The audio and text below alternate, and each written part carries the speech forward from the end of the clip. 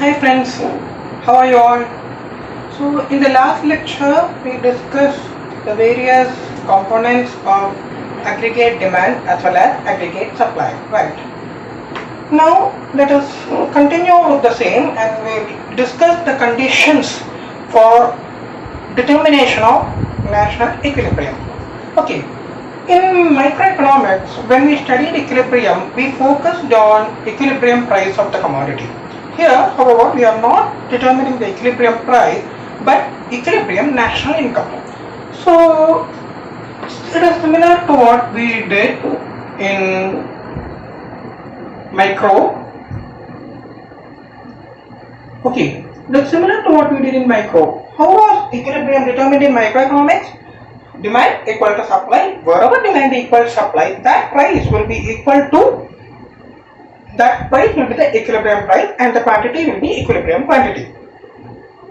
Here, however, there is nothing like one axis price and one axis quantity. We are doing the same thing. Aggregate supply will be a straight line parallel, means straight 45-degree line AS. Aggregate demand will start from a point on the y-axis and it will go increasing at a constant rate, right?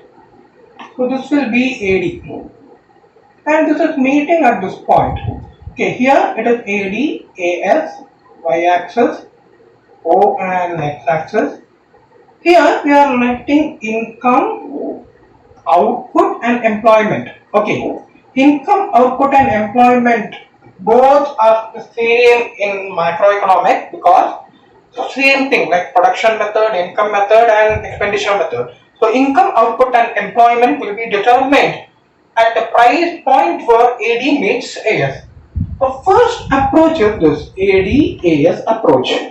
Okay, in the AD-AS approach, equilibrium will be determined where AD equals AS.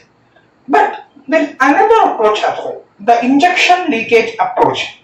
See, you know, AD is equal to C plus I and AS is equal to C plus S. Why we are not considering government and external sector? Because this is the Keynesian system given by John Maynard Keynes. Keynes considered the simple economy as AD as C plus I and AS as C plus S. These two C's can be cancelled. They are the same amount. Therefore, investments should be equal to savings. That will also determine the equilibrium level of national income. Right. Investment should be equal to savings. Now, what does this show? Investments are an injection into the national income, right? Because they add to the national income. Savings are leakages, they leak out amount out of the economy. Okay, this is investment savings approach. That is savings I approach. Savings is equal to investment approach will be given by savings should be equal to investment at the equilibrium level of national income. So this is the basic thing we have regarding AD-AS means investment and savings. Okay. Now this is full employment equilibrium. Why do we call full employment? We know the output that an economy can produce due to full employment of resources, right? We may be able to find it out from various items like the production possibility curve and many things.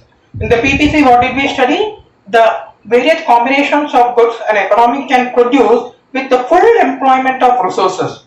Okay, the resources and technology are given and fixed. Right. So here, when full employment is taking place, this might be the level of national income. Right. So let me draw the figure once again. This is full employment equilibrium. X, O and Y, income, output, employment, or Y, income, output, employment, AD and AS. Let's first draw the full employment equilibrium. And let's say here this is AD, right? AS and AD. Now, do you think an economy will always operate at the full employment level? Not necessarily. Okay, AD can vary due to many factors, right? So sometimes it can happen. AS will never vary. You know why? Because what would be the level of national income? The same will be the level of AS.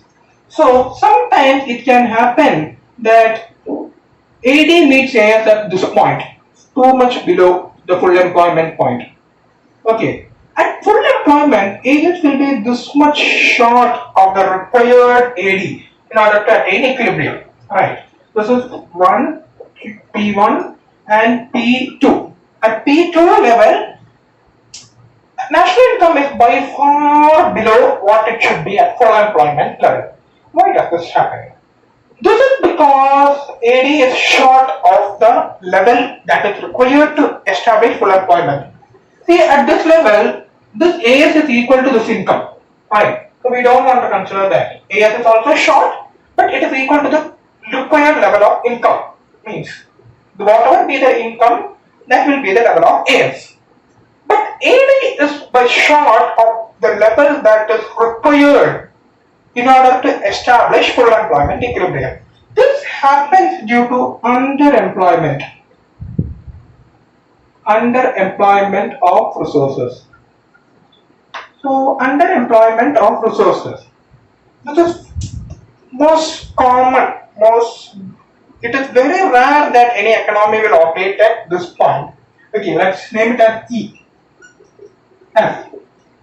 This is most likely there might be some underemployment. There are many forms of underemployment, unemployment, and many other things like seasonal unemployment, disguised unemployment, structural unemployment, educated unemployment, many other things, right? There are many forms of unemployment.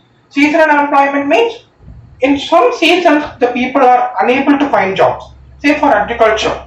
Agriculture is a seasonal activity. In the off season, the people who are employed in agriculture, they may not be able to find other jobs. Then there is a thing called educated unemployment. See, educated unemployment, what will happen is they are educated, and whenever they get educated, they will expect some employment that fits them. That is, they do not want some lower level of employment. They expect something. They expect a basic level of remuneration. Sometimes this may not be available. Okay, that will lead to educated unemployment. Then displaced unemployment. This also happens in agriculture. You might have studied.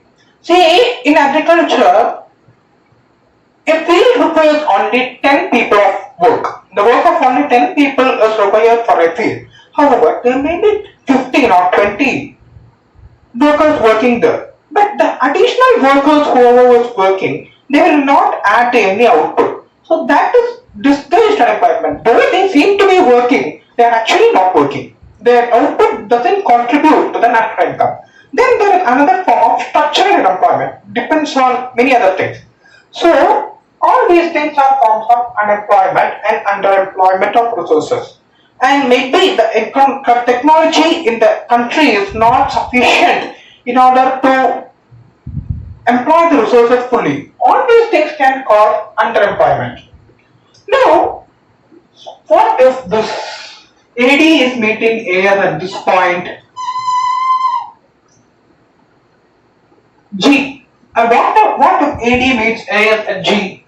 Here there is a level this much of excess demand due at full employment level of income. No, it's not this much of excess demand. Right. What will happen in that case? See, I told you at E, we take that the resources are fully employed, right? Do you think the output can be increased beyond full employment? The resources are fully employed, and this is the point of equilibrium. Can output be increased more? Never. Never. What is happening there? Is there some wrong phenomena? Definitely it is a wrong phenomena. This gap is called inflationary gap. It happens only because of persistent rise in prices. It doesn't happen because of rise in output. It happens only because of rise in prices. uncontrolled rise in prices, inflationary pressure on the economy. So AD will be more, and it will meet AF at some extreme point. Okay, but this does not contribute to welfare because there is no rise in real output. Say, let's take a 1 kg of rice or wheat. It initially was costing rupees 40 rupees. Now, because of inflation, the price has raised to 80. The price has risen to 80 rupees. Initially, it was rupees 40. And let's say at this time 100 kg was produced. So the output would be 40,000. Okay, rupees 40,000. Now the price has gone up to rupees 80. And let's say the output is rupees 64,000. Wow, 24,000 has increased. Nice, good rise in output. Should we tell that? Is it right to tell like that? Do you think it is right? I am telling because 40 has gone up to 64, there is a huge rise in output. Never. Why? Because let's take 64,000 divided by 80. Here 1000 goods were produced and here only 800 goods are produced. There is actually a decrease in production. However, there is increase in national income. This is the phenomenon of inflation. There's only inflationary gap here. Whenever AD meets AL at a point beyond full employment, this is not overemployment. This is inflationary pressure. Okay, we will have a detailed section on inflation later, but just know if ever AD meets AL beyond full employment, then this is the only reason for that is inflation. Okay. Now, let's take one more thing. Is there any way national income can be altered? Production might increase. Don't tell me that. There are few things that can lead to a change in national income. AD is equal to C plus I. Okay. Let's don't take C. C will be proportional to national income. What if I is increasing? What will happen if I increases? Okay, if an investment is increasing by rupees 100, what will happen? Increasing by say rupees 100. What will happen? Let's do a bit of numerical work here. Okay, because I like only that. I don't like simply telling. Now, let's take the change in investment as delta I. Okay. We know the consumption function. C is equal to A plus BY. B will be MPC. B will be MPC. Now, C plus I. A plus BY plus I is equal to Y. Right. Initially, A plus BY plus I is equal to Y. Okay. Means initially Y is equal to A plus BY plus I. Now, what will happen if investment has increased or changed by delta I? Why I am telling increase is because it should be possible or we should be optimistic, right? We should not tell it is decreasing. We should always think when investment is going up. Because only if investment goes up, C plus I will go up. Only then we can have more national income, right? C plus, then let's take the change in Y to be delta Y. A plus B into Y plus delta Y, because new Y is delta Y plus delta Y plus I plus delta I. 2. Now, there are many terms common. A and A we are reducing 2 minus 1. 2 minus 1 gives, what does 2 minus 1 give?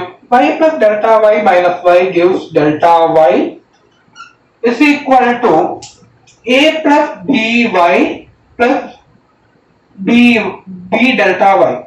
Okay, A plus by plus B delta y minus by will del B delta y plus I and I will go plus delta I. So we want to know what is the relationship between this delta I and delta y, right? So we want to find out delta y by delta I. So let us bring this delta y here. Delta y into 1 minus b is equal to delta I.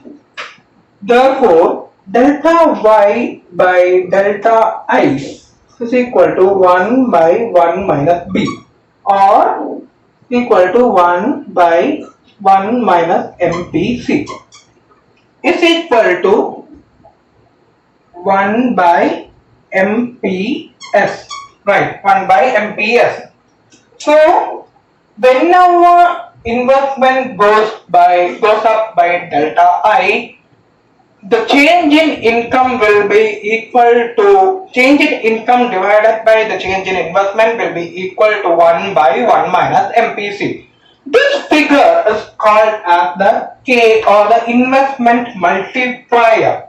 Why it is called multiplier? Because if MPC is 0.5, 1 by 1 minus 0.5 will be equal to 2. Therefore, delta y will be equal to twice delta I. So depending on what is the value of MTC, the national income will grow to that extent. Let me explain you this phenomenon. If the investment is going more by rupees 100, see, whenever investment goes up by rupees 100, it will lead to more production, right? Investment is made in production resources. So whenever investment goes up, okay, it can lead to income for other people. Naturally, income will grow by rupees 100. Okay, now total income will first grow by rupees 100.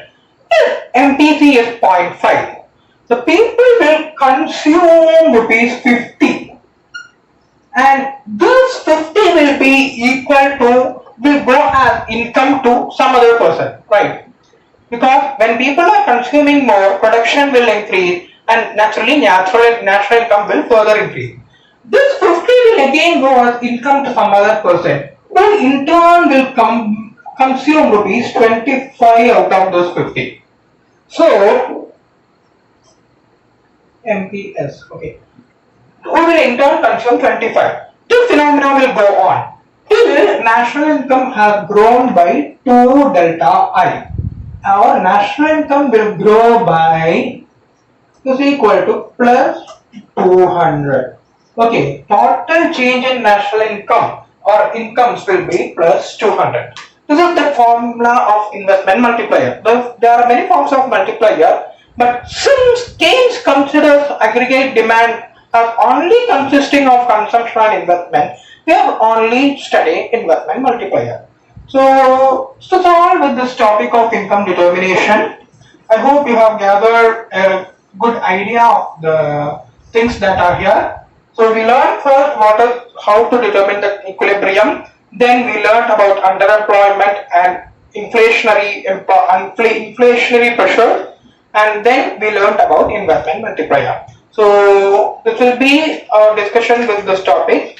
So let us meet in the next session. Until then, stay safe. Thank you.